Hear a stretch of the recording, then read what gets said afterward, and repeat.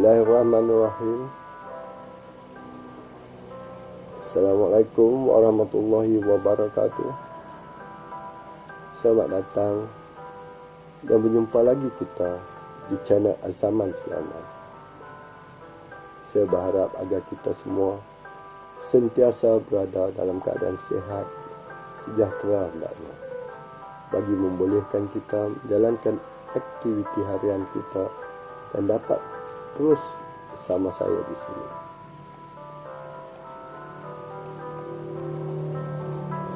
Saya juga memanjatkan doa agar kita semua sentiasa berada di bawah rahmat dan pemeliharaan Allah Azza wa Jalla dan dipermudahkan segala urusan kita. Untuk siaran kali ini saya akan meneruskan pembacaan novel Rusuh di Kuala bab 12 berjudul Mampukah Zaid melakar memorandum itu? Bab ini kita akan lihat bagaimana Zaid melakar memorandum itu. Adakah Zaid akan merangka satu bantahan penduduk Kuala Juru? Zaid hanyalah pekerja industri. Mampukah Zaid merangka satu memorandum yang baik untuk penduduk dan dapat diterima oleh kerajaan negeri? Dalam bab ini, kita akan melihat kebijaksanaan Zaid memberikan pandangan dan cadangan yang dapat diterima oleh semua pihak. Zaid sudah ada kunci pembangunan sukar untuk dihalang. Bagaimanakah Zaid akan buat? Jadi tanpa melengahkan masa, jom kita ikuti pembacaan novel Rusuh di Kuala bab 12 yang berjudul Mampukah Zaid melakar memorandum itu. Tapi sebelum itu kita ikuti dulu opening video. Jom kita.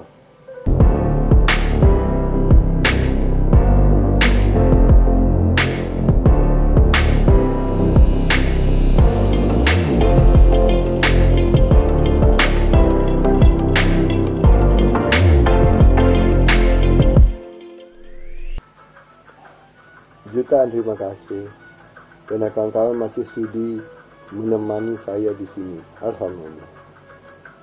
Sesungguhnya pertemuan ini telah diatur oleh Allah Azza wa Jalla. Pasti ada hikmahnya. Kita tahu Allah Subhanahu wa Ta'ala menguasai seluruh alam ini dan tidak akan gugur walaupun sehelai daun, melainkan Allah yang mengaturnya. Intisari surah Al-An'am ayat 59.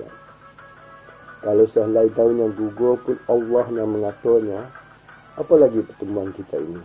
Ingat, Allah tidak mentakdirkan sesuatu hanya saja-saja. Pasti ada rahsianya. Channel ini akan membicarakan soal hitam dan putih kehidupan melalui beberapa segmen seperti sketsa kehidupan, seni dan budaya, dan terdapat juga beberapa segmen lain. Channel ini akan memberikan ilmu mengenai kehidupan. Ilmu ini tidak pernah diajar di mana-mana universiti di dunia ini. Kita hanya dapat menggali ilmu ini melalui pengalaman hidup kita, juga pengalaman hidup kawan-kawan kita, juga melalui pembacaan. Jadi ikutilah video di channel ini untuk mendapat ilmu mengenai kehidupan. Lanjut, kawan-kawan telah ke sini, saya mohon kerjasama untuk terus bersama saya hingga akhir, dan saya mohon kawan-kawan untuk subscribe, like dan komen. Jika kawan-kawan ingin mengikuti video lain di channel ini, kawan-kawan klik atas nama saya di mana-mana video saya. Pihak YouTube akan membawa kawan-kawan ke page YouTube saya. Di sini kawan-kawan boleh tengok jodoh video dari berbagai segmen. Pilihlah mana yang berkenan di hati. Kawan-kawan juga boleh tunggu di bahagian akhir video ini, di mana pihak YouTube akan mencadangkan kepada kawan-kawan video dari channel saya yang boleh diikuti. Di sini juga pihak YouTube akan kemukakan playlist baca novel Rusuh di Kuala, di mana terdapat semua video novel ini yang telah dimuat naik. Jadi tanpa melengahkan masa, jom kita ikuti pembacaan novel Rusuh di Kuala bab 12 yang berjodoh Mampukah Zaid melangkah memorandum itu. Jom kita. Jom ikuti saya dalam pembacaan novel Rusuh di Kuala bab 12 yang berjodoh Mampukah Zaid melangkah memorandum itu. Malam itu, seperti malam-malam biasa, Zaid akan berkurung di kamar kreatifnya. Biasanya kalau dia berkurung, dia akan menulis atau membaca.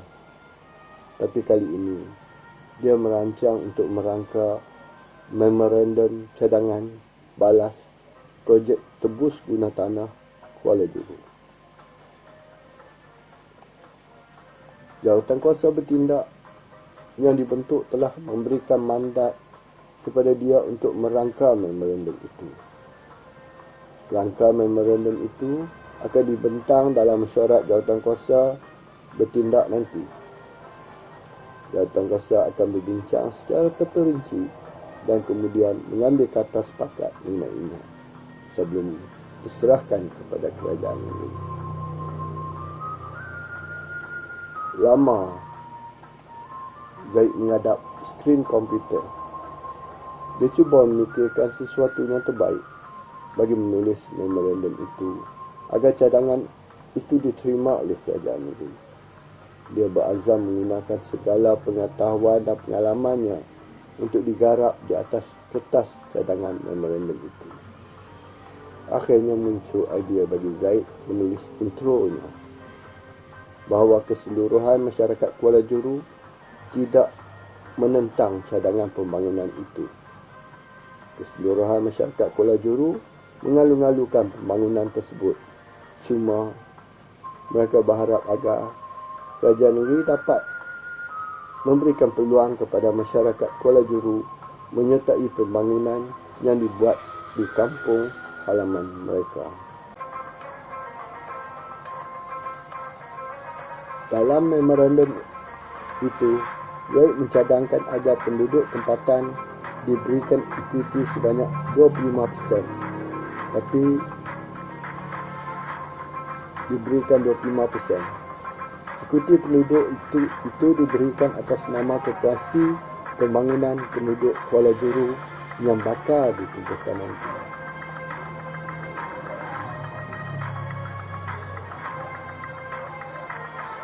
Pemaju juga perlu membina pengkalan baru yang moden bagi membolehkan penduduk Kuala Johor yang bekerja sebagai nelayan dapat terus menjalankan kerja mereka, dan pengkalan baru itu adalah tempat untuk menurunkan hasil tangkapan laut.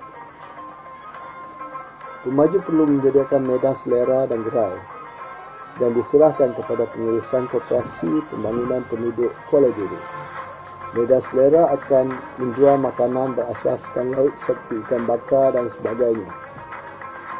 Manakala gerai adalah untuk pemasakan barang-barang keluaran laut dan kraftangan berasaskan seafood dan sebagainya. Syarikat usaha sama Pemaju, kerajaan negeri dan koperasi ini perlu melantik 3 orang wakil koperasi sebagai ahli lembaga pengarah syarikat.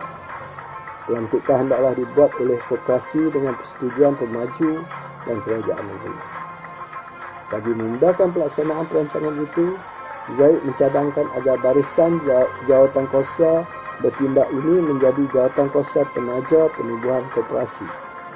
Tindakan ini perlu dibuat agar tidak ada pertilihan dalam penyelaras perancangan yang telah dibuat.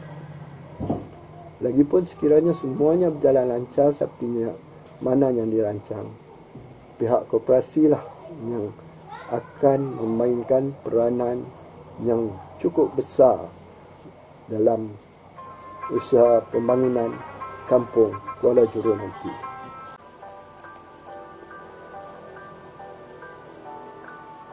Zaid seterusnya melangkah penubuhan koperasi. Setelah itu, mereka boleh memohon geran dan pinjaman daripada Kementerian Koperasi untuk dijadikan modal. Zaid mencadangkan geran dan pinjaman itu diguna untuk menghantar anak-anak kampung kursus keras tangan, berasaskan barangan laut dan seterusnya membina bengkel.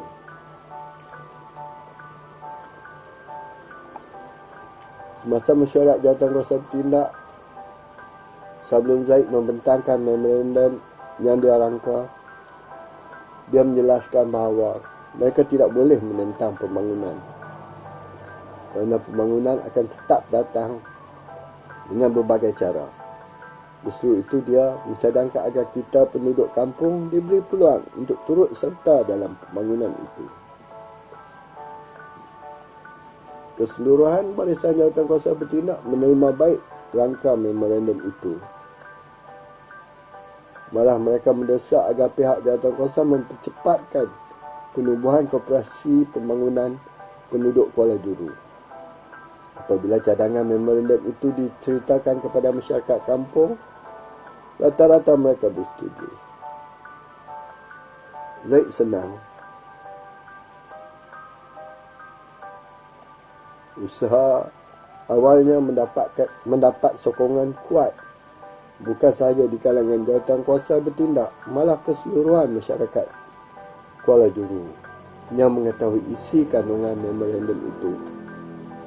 Ketika itu masyarakat Kuala Juru begitu menghormati Zaid. Mereka tidak sangka Zaid mempunyai pemikiran yang cukup hebat. Zaid lemas dalam pujian dan sanjungan itu. Ini hanyalah cadangan balas kepada kerajaan negeri yang bercadang membangunkan kampung kita.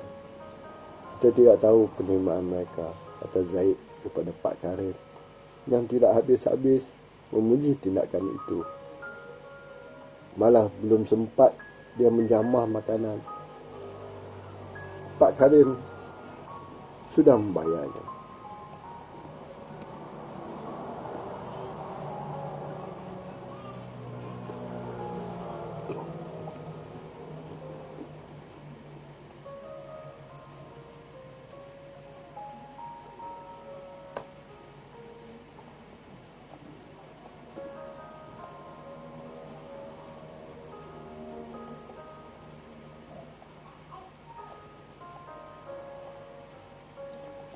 Bukan saja Pak Karim, malah penduduk Kuala Juru lain berebut-rebut untuk membayar sekiranya Zaid berkunjung ke kedai kopi.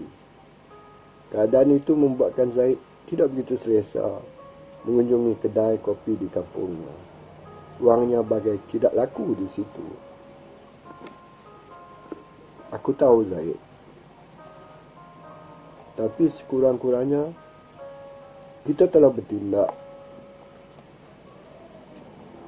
demi menjaga kepentingan penduduk.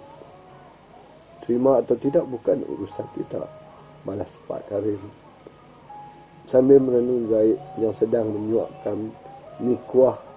Kemudian menyambung,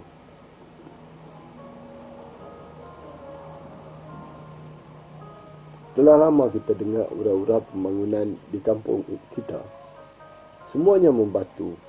Tunggu dan lihat apa yang bakal terjadi.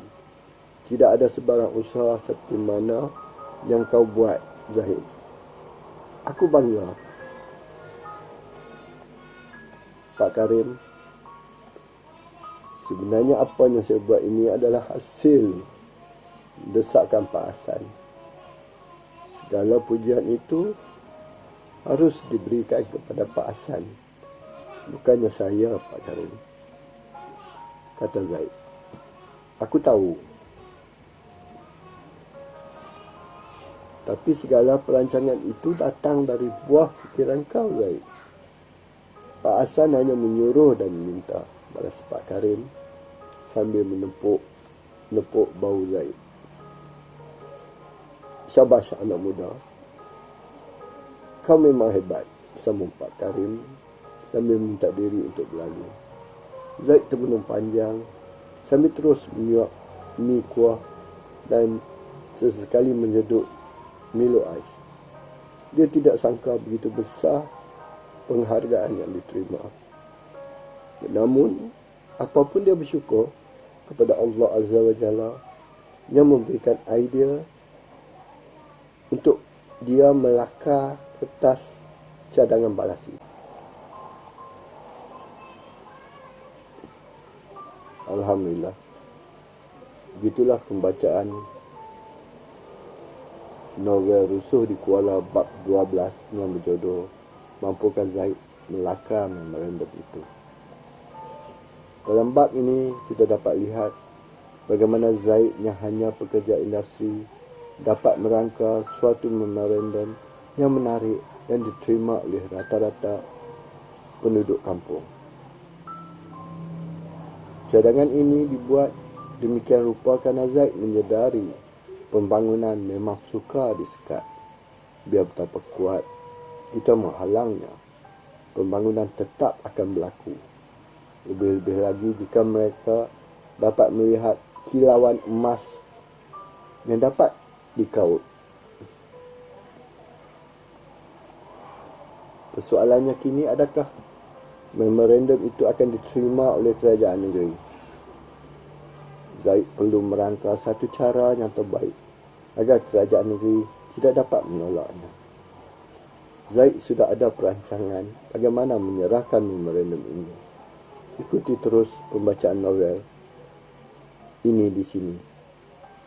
Untuk sementara waktu, kita bagi laluan untuk isu lain